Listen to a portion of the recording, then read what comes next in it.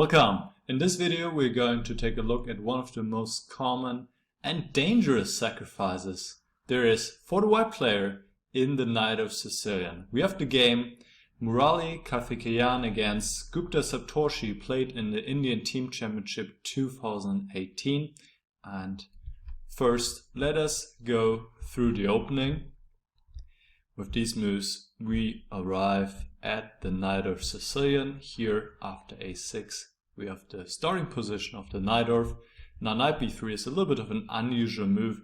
The point is white is making a waiting move and wants to see how black will move his e7 pawn, whether to e6 or to e5. And after e6, which was played in the game, now white is able to play g4 as the bishop is not covering the square anymore, and this is a standard way for white to advance his pawns on the king side, as with the next push already the knight would be pushed away from f6, and later on white can follow up with h4, h5 or possibly f4, f5 and eventually get to the black king by opening up files. This is the general idea. Now bishop e7, bishop to g2, another advantage of playing g4, that the bishop can be developed to g2, knight to c6, queen e2, already hinting at the later plan of castling queenside, which makes a lot of sense since white is pushing the pawns forward on the king side. He doesn't want to put his king there, as the king will be less safe with the pawns advanced in front of him. So here white is going to castle queenside. Now queen c7 was played and bishop e3, the natural developing square for the bishop, b5. I also chose this game because it really shows the natural development for both parties, both colors in the Sicilian. Both players are developing fairly naturally. Besides, the knight on c6 is also often seen on d7 in the Najdorf. But this is just a minor difference. Now queenside castle. Black prophylactically plays the knight back to d7 because sooner or later white will go g5 anyway and hit it. Now king b1 was played, another standard move in the Sicilian. The king is just much better placed on b1 because there are no tactical ideas in the future along the c1 h6 diagonal, as well as on potentially the c file. We cannot see anything of this happening right now, but for the future it's just very useful to have the king on b1. It can also protect the a2 pawn. Here black went knight to b6. Of course he also has other choices available. b4 is a move you always want to consider, but here I think black did not like this move because of the knight a4. It is somewhat difficult to push this knight away as the knight is covering these squares and this knight cannot come into action via c5 or b6. Another move which would be very natural is to move short castle, and here white would probably keep pushing with g5 and then follow up with h4, h5 and g6. This would be a standard plan to attack the black king here, whereas in the meantime of course black will also try to make something happen on the queen side. So this is a typical situation for the Najdorf Sicilian where both sides are trying to get to the opponent's king respectively first, and this subsequently can become very, very sharp. Now in the game, knight b6 was played. Typical idea to get a knight to c4, which is a very strong outpost for the knight, protected by a pawn on b5. And from there are many ideas, such as exchanging the bishop on e3, as well as possible sacrificing ideas on b2 or a3. So the knight on c4 is usually a good sign for black in this position, and here white could have played in a normal fashion like g5, rook he1, but he decided to change the nature of the position drastically. White took on b6, which is a move you're usually surprised with to see, because this bishop, this dark squared bishop by white, is a very important minor piece. You could even argue it's the most important minor piece for white in the Sicilian, as it covers the dark squares and can often be a vital part of the attack. Here though, white had something very specific in mind, and now we're getting to the typical sacrifice that white has in the Sicilian. Often we see the sacrifice after a provocation. So the sacrifice I'm talking about is knight to d5. And often we see this after black has attacked the knight on c3. So this is why I said provocation. In this case though, and obviously this is possible as well, white does not wait for b4 to play knight d5. He goes for it right away. And I chose this game because here knight d5 is really long-term sacrifice. So sometimes you have positions where knight d5 wins pretty much on the spot. You immediately get back the material that you sacrifice, in this case the knight, and you can even continue with your attack. Now in this case, white will not regain the material right away, and he will obtain long-term compensation. We'll see this in a moment. So black took the knight, which is his best choice, as the knight is also attacking the queen. If the queen retreats to d8, white would just take the bishop on e7 and now follow up with g5. And having taken this dark squared bishop, now the pawn on d6 is a target for the white pieces. And once again, the plan of advancing the pawns on the king side is also very decent for white, so he's clearly better here. So let us see what happened after e takes d5. Now we see the whole point behind the white idea. White takes back with the pawn, establishing a strong pawn at d5, right away attacking the knight on c6, and also we see that the e file has suddenly opened up. This is a crucial point. The e file is opened up and white can exert pressure against the king, which is still in the center, has not castled yet. So this is the main aim of knight d5, opening up the e file, and often that can even happen with check. If we imagine the bishop not being here right now, still on f8, it would come with check and even more powerful. Now, even in this case, it is quite strong, as white is pinning the bishop and can put more pressure on the bishop after the next black move. Obviously, black has to move the knight, otherwise white would regain material and have a structure advantage. So black went knight to a7, which was a good move. If the knight retreats to b8, then white would follow up with rook he1. This is what I was talking about, pressuring the bishop on e7, queen d8 defends the bishop, and now g5. And notice that black cannot get away with his king. If black castles, he would just lose his extra piece and be a pawn down with a hopeless position.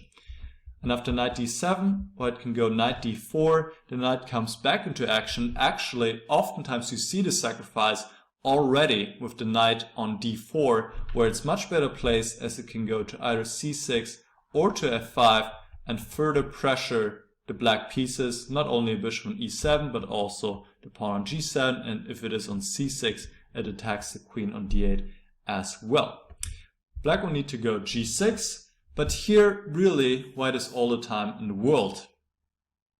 White could play f5 in some point to get f6 in. However, this has to be played with caution, since it also gives black this important square on e5. So you want to be careful with this, because if black is able to close down the e file by putting a piece on an outpost, like here the knight on e5, it's not clear if the attack will continue. Clearly here white would still have great compensation, but it's something to do with caution.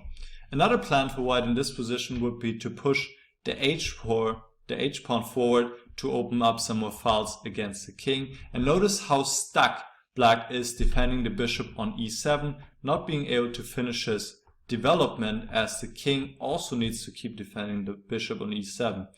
And really black's lacking a lot of space due to these pawns taking away a lot of squares. This is one standard theme we'll see over and over with the sacrifice, that black is really restricted, and we also see it in the game. Now after knight a7, white also followed up with rook he1. Here black was able to defend the bishop in this fashion, which is much better, since now after knight d4, black at least is able to castle. And now you might say, hold on, black has castled, he's not losing the bishop, white is just one pawn for the piece, shouldn't black be winning? But this is not the case. This is the long-term compensation I was talking about, because even here the black pieces are very much disorganized. The knight on c8 is simply terrible. It is blocking the connection of the rooks. The bishop on b7 is also limited, as it bites the pawn on d5, which is protected by the bishop. And this bishop is also not having any perspective right now, as it cannot become active due to the pawn on g5. So what is white going to do? White is still going for an attack, as long as black needing time to regroup and get his pieces into a game. Now black made a mistake, rook a7. His position is difficult to play anyway, but the best would have been to go bishop to d8, and after queen h5 to defend with g6.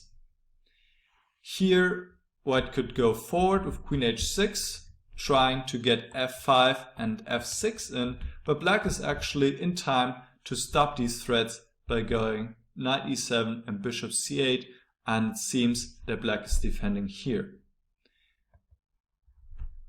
Another option is queen h4, once again also keeping this f5 move in mind, and black can respond by playing f5 himself, which is not a move you make lightheartedly, but in this case it is black's best option, and it seems that black can hold his own, even though white still retains good compensation, as also the e6 square has now become available to the white pieces. For example, queen h6, queen c7, at least here the queen can come to defend the position as well, and white can even follow up with something like h4, h5. There's still knight e6 in the air, and the position is quite complex, but largely unclear, and it seems that was black's best choice.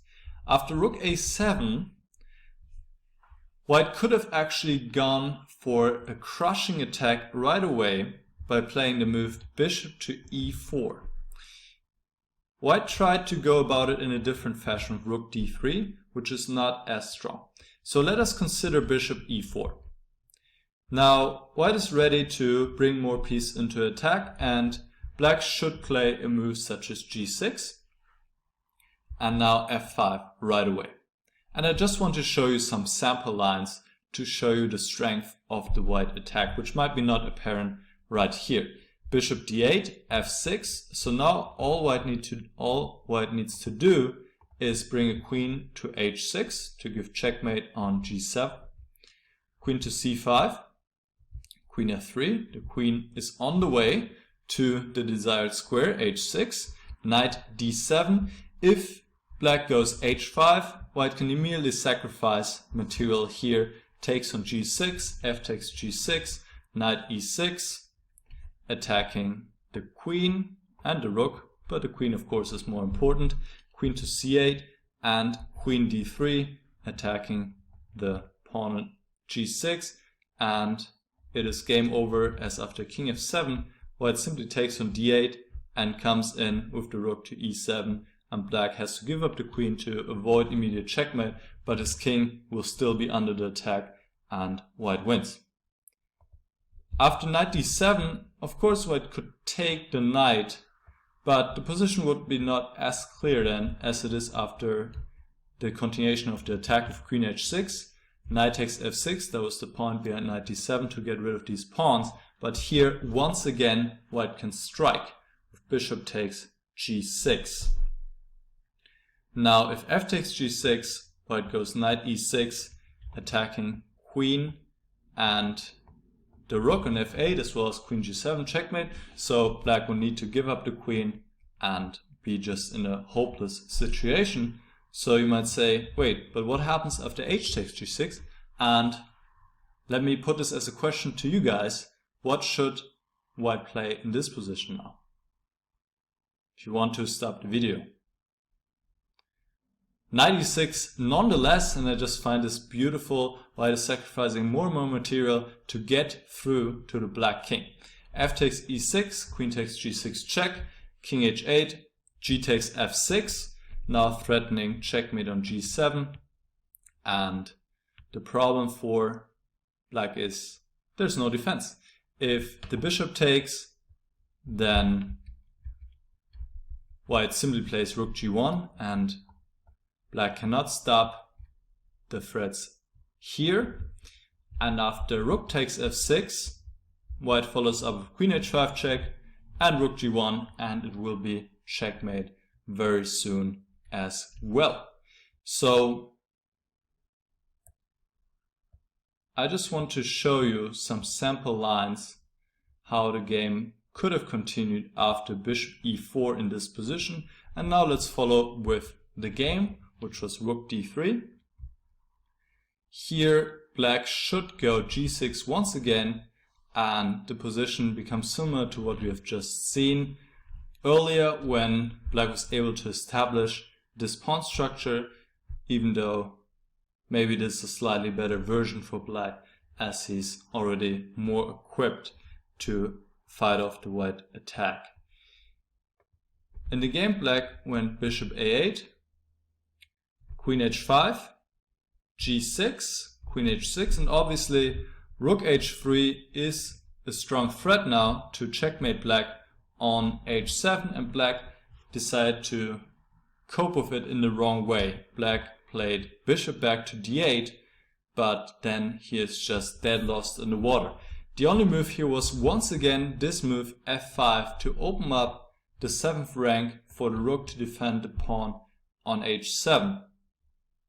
And here it seems the position is once again equal. White can bring a rook to e6, but black goes bishop d8, and the rook helps in the defense.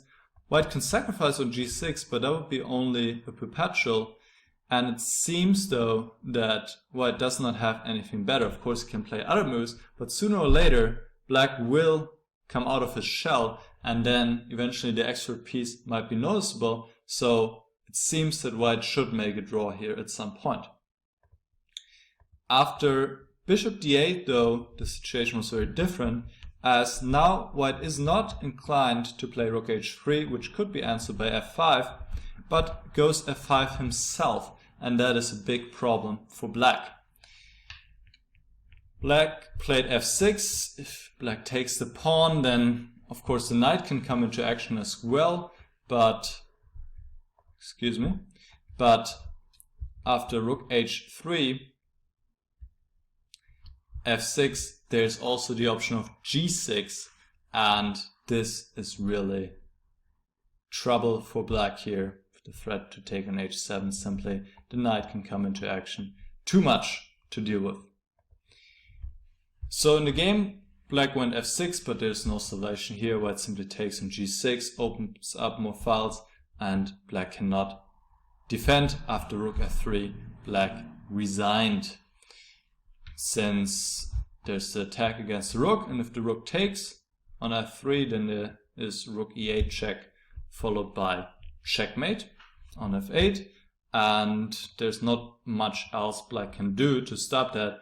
Bishop f6 can be simply answered by knight e6, threatening the rook, and obviously this is not defendable anymore. So white won the game after rook f3, and it all started with this thematical piece sacrifice on knight on d5 in the 15th move right here, and this is something I want you to remember. So let's recap really quick what we took away from this game. White gave this knight here on d5, even though he was not even provoked so with b4, as it is often the case, and as a result the black piece became very cramped in the black position and had no activity. White had only one pawn for the piece, but retained this long-term attacking prospects against the black king, and ultimately broke through. There were defensive options for black, but as they say, attacking is always easier than defending, and black did not find the right way, and ultimately the white attack was successful.